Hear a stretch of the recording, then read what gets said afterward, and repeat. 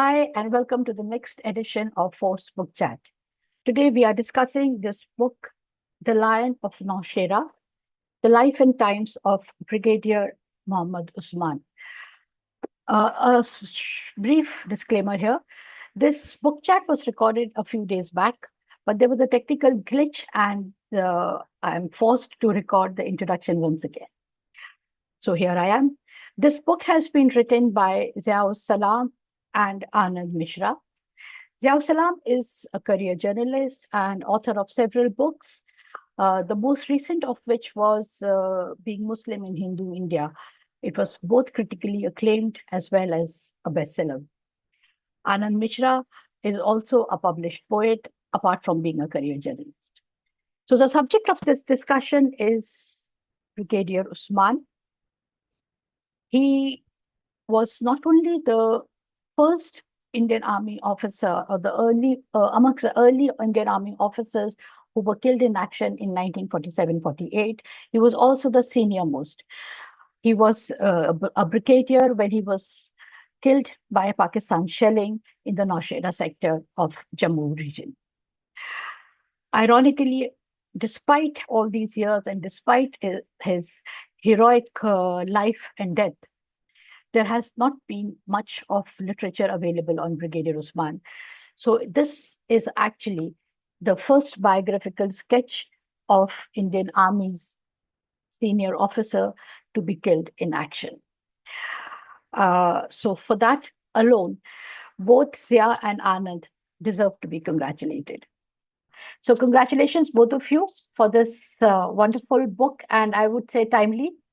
And that is where I want to start the conversation. Why this book at this point of time? Why this book at this point of time? My answer is a counter question. Why not? See, Yeah. it's been about 78 years, rather 77 years since he passed away, Brigadier Usman, in July 1948. And there has not been a single book on him.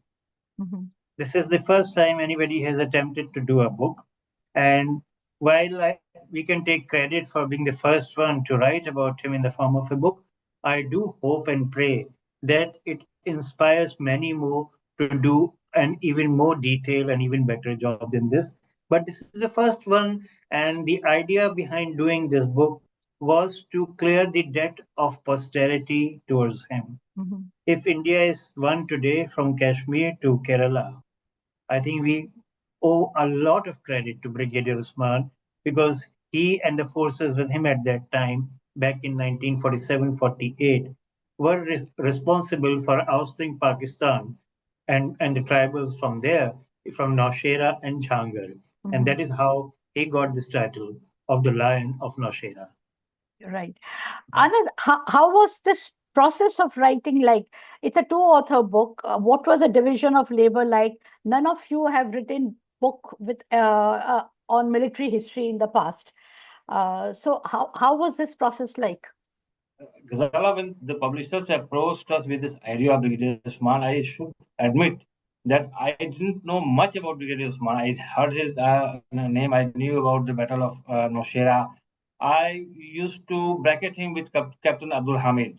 Also, because last time when I visited Gazipur, I was told that both these men lived close by, Mm-hmm. and their contribution to Indian Army, their contribution in fight against Pakistan.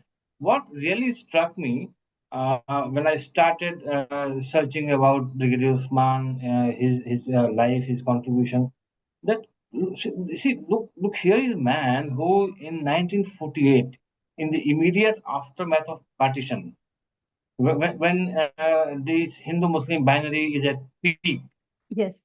post the creation of Pakistan. Here is a man who is saying no to joining Pakistan despite lucrative offers from that part of the country, the part of the No, I'll border. I'll come to the lucrative offer later. I wanted to know what was your division of labor like? Yeah. How did you So decide who is going to do which part of the book? yeah. So the war chapter I did. I also did the politics around it. Since I've been covering politics for the nearly 2 decades. Mhm. The family part I left to Ziya because he was Okay. well connected with the family members. Mhm. He had old connections, and also some other chapters like the film part Right. because he himself is an acclaimed has been acclaimed Film film writer. critic. Yes. He has written about theaters and movies. Mhm. So this is how, but this was just a broad division. In fact, there was a lot of back and forth between us. Right. We looked at each other's work and tried to enrich the chapters. See, Uh, it was very you simple, know, you. Hazara. It's like two batsmen at the crease. For a couple of balls, Okay. one guy is the striker and the other guy is the non-striker. And then Right. after a few balls, the non-striker faces the ball. So it is Right. the same with both of us.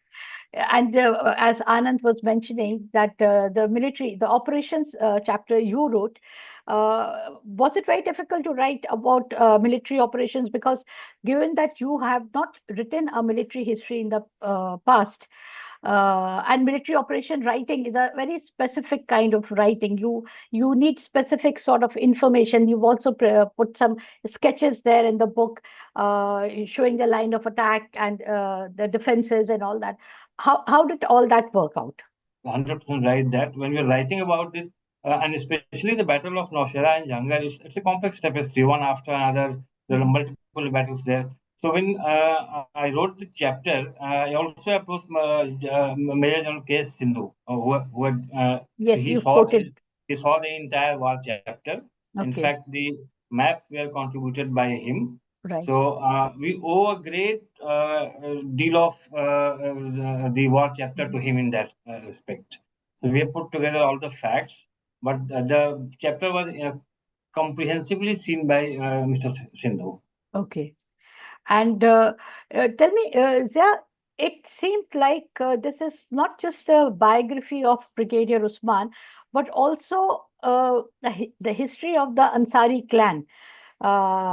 So, was that a conscious decision, or you thought Yes, that it would? it was a conscious decision because, see, people, as I said at the beginning, know very little about Brigadier Usman, Mhm. and when we also didn't know much. And when we started researching, I realized that his maternal family connection went all the way back to Prophet Muhammad Sallallahu Alaihi Wasallam's time, Mhm. Right. and all the Ansars who find mention in the Quran Mhm. happen to be from his own family tree from the from mother's side. So Mhm. that is a lofty family connection to have. It deserves to be highlighted, and also tells us where his strength came from. Mhm. After all, when some terrorists were holed up inside the mosque, he did not hesitate in firing at them inside the place of worship, because Islam doesn't teach you to use a place of worship for wrong purposes, Mhm. just as it doesn't tell you to attack a place of worship during any war. But Mhm. if there are terrorists holed up inside who are using it as a shield, then you can go ahead, because after all, it's an attack on your motherland. Right. And Brigadier Usman was not only about a military officer, it is about the strength he drew from his understanding of Islam. He had a Sufi version of Islam which he was following. And before many a battle, he used to recite certain choice verses of the Quran before going ahead. This is Right. You something which is mentioned not that. as well known and not written about anywhere, though there is very sketchy information as it Mhm. is about him. And also the fact we did this family tree part, because it's, it has continued down the line, not just Brigadier Usman. You have our former Vice President Hamid Ansari, who is part of the family tree, and we have former judges, Justice of the High Court also, and obviously we have a number of MPs and MLAs from the family. Mhm. So I believe they are all down the line people of great worthy of great admiration, I would say. Right. Y- you mentioned, Anand, that he had lucrative offers from Pakistan. A lot of people have also said this, and your book also mentions that Jinnah offered him the position of army chief, the Pakistan army chief. But as far as I know, this is all anecdotal information. Did your research throw up any more evidence of this Yeah, they was. assertion? See, there was enough attributions to say that there was indeed an offer from Pakistan. Okay. The army chief thing is still in a realm of I will say that it's a conjecture. So Mhm. Miller handed it into him to come over to Pakistan and promising him a bright future. Right. so we presume that this could be seen, or this may Mhm. be a future plan for him. But in that case, even if after his death, hear what Nehru said, so had Mr. Usman been alive here for a few more years, maybe he would have been the first Muslim army chief of India. So Mhm. in that sense, he had this opportunity in both the countries. Well, he was a very decorated army officer. Remember, he came from Sandhurst. He belonged to the last Mhm. batch of the Sandhurst. Right. So that was there. Okay. So, why is it that despite this illustrious family background, and I want to, okay, before I ask this question, what about his father's side of the family? There's very little account of that, though you have written very, very evocatively about his position as a daroga and palkis and the description of the Bibipur house. But what about this See, part of the his family? father, as you said in the book, was a policeman, and he was, as you said, Daroga. He was in the good books of the British. Mhm. Yes. So that is it? That is it. And Okay. basically, see, he wanted his son to join him in the police. Yes, you The mentioned son that. had different dreams, and Right. the son joined the army. The father was not very happy about it. Mhm. Right. And then obviously the son went all the way to sacrifice his life for the country, Mhm. which is something worthy of being repeated and talked about, rather than the father's desire that the son should follow in his footsteps and become a daroga in Varanasi. You're right. Very little is known about his personal life. Why did he not marry? Why was he a vegetarian? Were you able to find something out on this score? Though you have not mentioned it, but uh, We had some speculation about his why he did not marry, but mhm, there was not enough attribution, so we did not write about it in the book mhm. because we felt that it might be Improper. scandalous, improper. About his vegetarianism, I believe that since he commanded an army brigade of mostly Hindus at that time, and most of whom were vegetarian, so Okay, being their leader, he just followed it. It would have been otherwise also if the his Jawans had different food preferences. right. Possibly he was taking care of their sensitivities. Mhm. So he also followed in like many Hindu commanders. We have known them. They follow this Ramzan Right, practices. right. Is there a large number of Muslim Jawans Mhm, in the battalion? mhm. So that was the reason for his being vegetarian. And actually, we don't know if it was something else in his private life. But as Okay. an army commander, he did follow vegetarianism, possibly to instill confidence among the Jawans or command Mhm. their respect. Right. Rosanna, importantly, after Brigadier Usman was martyred, his both younger brothers also turned Yes, vegetarian. I was going to And ask you that because I and read in they the book. also never went to Pakistan throughout their life after Mhm, that, though they had their relatives staying there. mhm. That is one But major why did sacrifice. You they? give up your relations because a country has attacked you. So Mhm. you choose country over your blood relatives. Right. But why did the brothers turn a vegetarian? As Uh, as a respect to their elder brother who had turned okay, vegetarian and sacrificed his life, they wanted to okay, follow in his footsteps to that extent. And right. Ghazala, I Because also would like to add one more point. I think there has been a lot of efforts in recent times to turn attach these food preferences with communities. So vegetarianism, veganism, these are the concepts, and these are not the exclusive concepts of any one particular community. right. Individuals may have their choices. Hmm. Like a lot of Brahmins take to meat eating.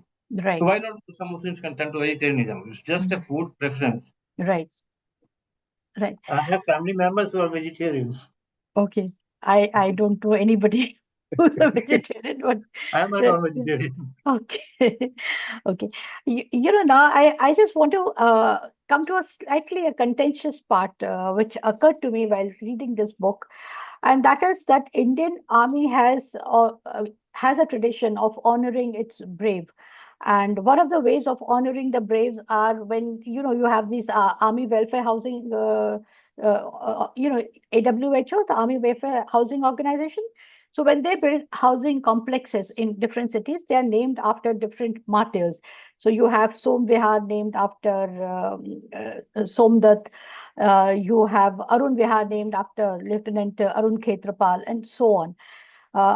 During your research, though you've not mentioned it, have you come across any such project which has been named after Brigadier Usman in any part of India about outside Kashmir? No. See, No. but the army is meticulous in paying respects at his tomb every year on his martyrdom day on July 3. There In has never Kashmir? been on paying respects to Brigadier Usman. No, Both no, in in Kashmir Kashmir? and New Delhi. Both in Kashmir and New Delhi. The jungle, the memorial is there. Mhm. There every year they hold events, and also in the this Jamia tomb. They Yes. come. So that is why it occurred to me, is it because army is also trying to, or through the army, the government is trying to create the binary of a good Muslim versus a bad Muslim, especially by remembering Brigadier Usman in Kashmir, which is in throes of insurgency. So trying to communicate to Kashmiri that this is a model of a patriotic Muslim that you should follow and not follow what you are doing. So Well, in do this you case, did I this would. thought cross your mind? Yeah, in this case, I would beg to differ because see, this is not happening since only 2014 or last 10 years. Since 1948, when Brigadier Usman was martyred, Mhm. this has been a practice which is being done every year. So Okay. governments have come and gone. Mhm. Brigadier Usman remains a kind of an honorable exception to all this politics in the name of religion. I think Zia will throw some more light. Whenever you're saying that the idea is to send a message to people in Kashmir that Brigadier Usman was a good Muslim and he should be Uh, a role uh, model, yes, I yes, would say Brigadier Usman is a role model for all Indians, not just right. in Kashmir, but whether you're in Delhi or in Mhm. Arunachal Pradesh or Gujarat or Tamil Nadu, is Mhm. the same thing, and you don't have to be a Muslim to make Brigadier Usman your role model. Okay. And when you're talking in terms of binary politics of the Mhm. day, I think a book like this is critical, not because we have done it, but because it is about Brigadier Usman. Right. As you would have heard too at various times in recent years, often over the last 30 odd years, that is, there have been cries on the streets of India by certain right wing elements calling Muslims as Babar ki aulad. Yes. And over the last 5, 7 years, those right wingers have proceeded to calling Muslims Aurangzeb ki aulad. Mhm. So this book is a reminder to them that maybe we are better off being called Usman ki aulad. Okay. Right. Uh, there was a book by Professor Umar Khalidi. I wonder if you had a chance to look at it. It's called Khaki and Ethnic Violence in India, um, Yes. Armed Forces, Police, and the Paramilitary Forces. So, Professor Khalidi chronicles the discrimination which Muslims have faced after partition in these three services, including the Indian Army, and he has cited evidence through by means of correspondence between officers, uh, including from senior officers like the army chief and downwards, which suggests that there was a consciousness that Muslims could not be trusted after the partition. That is the reason you have also written in your book that Brigadier Usman and then Colonel Ji Usman Habibullah. and Colonel Inayat Habibullah were asked, like many other Muslim officers, to either go to Pakistan or resign their commission. And these two officers, they went to Jawaharlal Nehru and they protested and insisted that they wanted to remain with the Indian Army.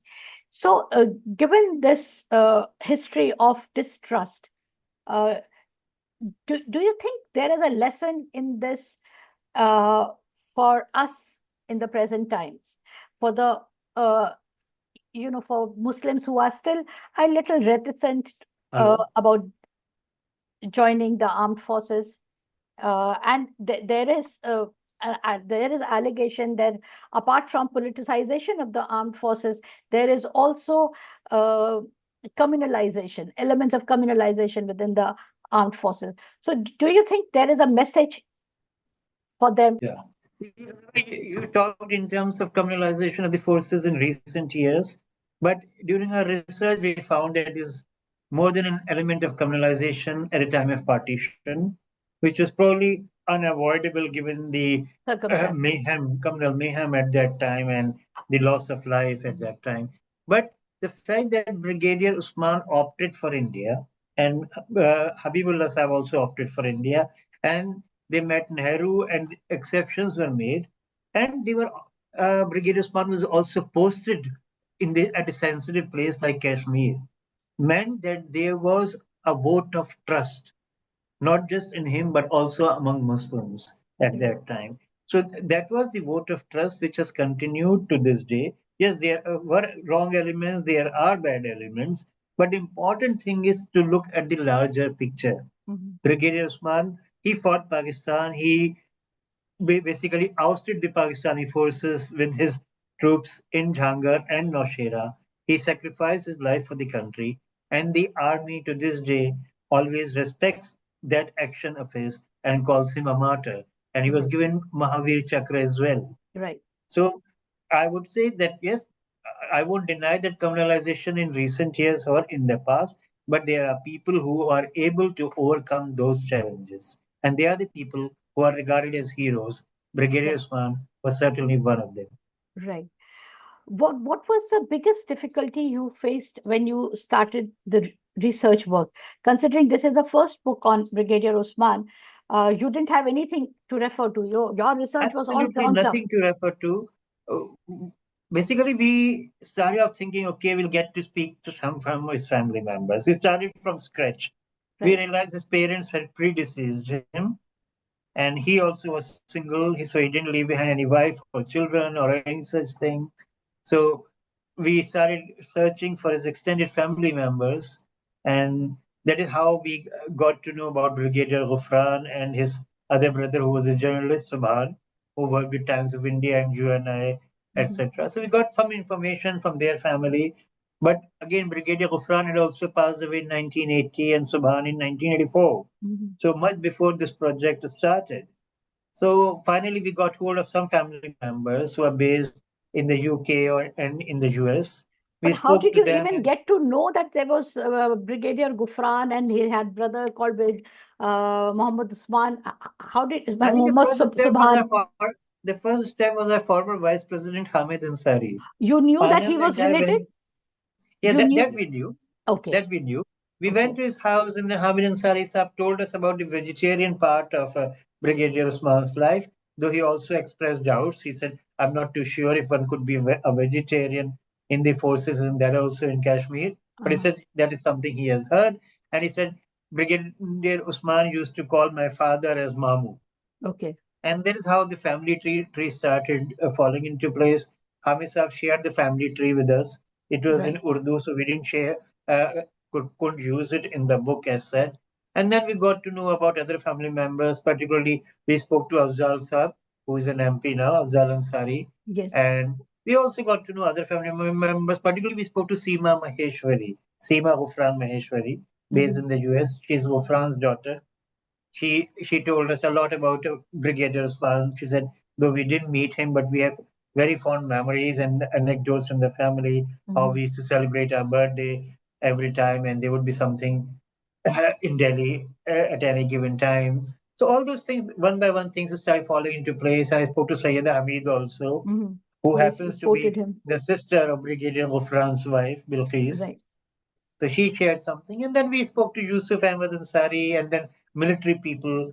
Anand referred to Major General retired Sindhu Saab, and then we spoke to Major General Shantanu Kashyap, who has been posted in Naushera. So the military part fell into place with that. Right. But were there any roadblocks when you thought that we will not be able to convert whatever we have found in a book? We don't have enough Not to go by. roadblock. There was an element when we thought, okay, we have reached our destination, and then we heard uh, entirely different information from another family source. Okay. So we had to cross-check that. I was saying Right. something. Yeah. Yes. In fact, in the process of chapterization, we had to think of many out-of-box ideas to report on Brigadier Usman from different perspectives. Mhm. Because you see, as far as his immediate family members were there, some information was already there in public domain. But that was not enough because if you go and read about him, it's, in 3,000 words, everything is finished there. Yes. So then we started trying to pan out to extended family members. We got hold of first. Then from his reference, we got the second. So gradually, it was a work in progress. When we started the book, we had not realized that it would be so tough. We did think that it would be easier to lay hands upon some of the family members if we go near the village and all that. But my experience about writing this book is that perhaps it would have been easier had we tried a book on Captain Abdul Hamid because it's a little recent, Right. and still there are many people. I went to the visit of Captain Abdul Hamid during Mhm. my Lok Sabha visits to Uttar Pradesh. So still you can find villagers who talk about him. There is a his bust is there, and there's some activities around it. Okay. For Brigadier Usman, possibly this is the tyranny of time because Brigadier Right. Usman died in 1948. He died unmarried, and we started this project decades later.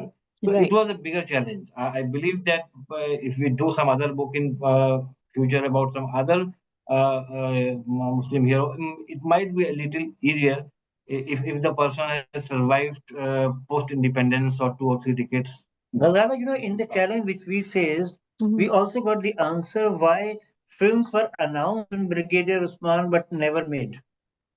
You have There's a so many chapter on people, that, but why should yeah, it be so difficult to make a film on him? because there's very little information available about him in the public domain, and his family members were no longer around, Mhm. immediate family members.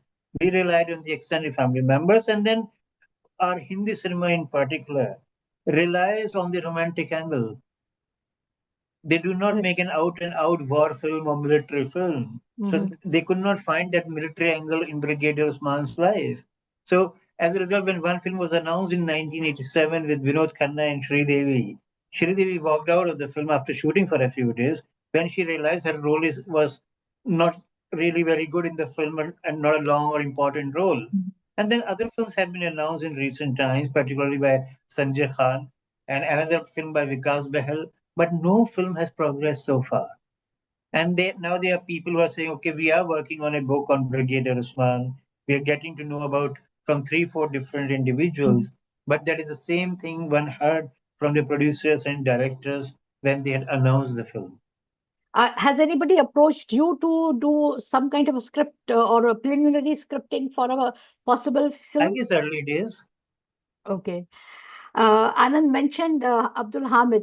Do you think now you are fired enough to attempt a book on him? Yeah, I mean, the idea of Captain Abdul Hamid always inspired me. So this is remains a very fair probability. Okay. I had been to his village, not for the sake of writing a book, Mhm. since I was traveling in Gazipur. So I came across, his name, his village. I also had read about Rahim Asum Raza. So Mhm. I still believe that Gazipur has multiple colors. I think the place which has been in news only for mafia and crime lords has much more to offer, and so is Azamgarh. So Right. not only about Captain Abdul Hamid, I would be very keen to do books about these places as well. Right. Right. So all the best for that. And since you mentioned mafia, I did not intend to ask this question, but part of Brigadier Osman's family has also been associated, or at least in public conversation, been associated with the mafia. How did this come about, and how did you handle this while working on your book?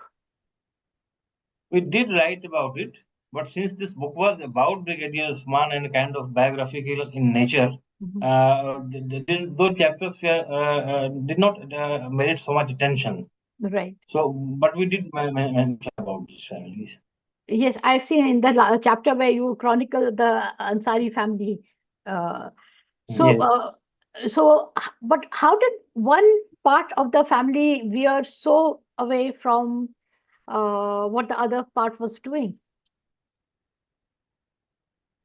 See, Mukhtar Ansari also was being groomed to join the army Yes, by Brigadier Ghuffran Gufran, yes. when he was a young man. Mhm. And it is just fate takes you to a different direction. He couldn't make it to the army. Maybe he didn't have the metal, or maybe he didn't have the fire within. Mhm. And then where fate takes you later in life is always open to conjecture. We didn't That, want to dwell too much on it because it would have taken the focus away from that is Brigadier. true. That is true. So, what's the next book? Are you two planning another biography? I am personally working on stories from the Quran for kids. Okay. So, But as Anand said, a book on Abdul Hamid is not out of question at all. wonderful. So, looking forward to that, and all the best for the next project, and all the best with this one. Thank you. Thank you so much for talking to me.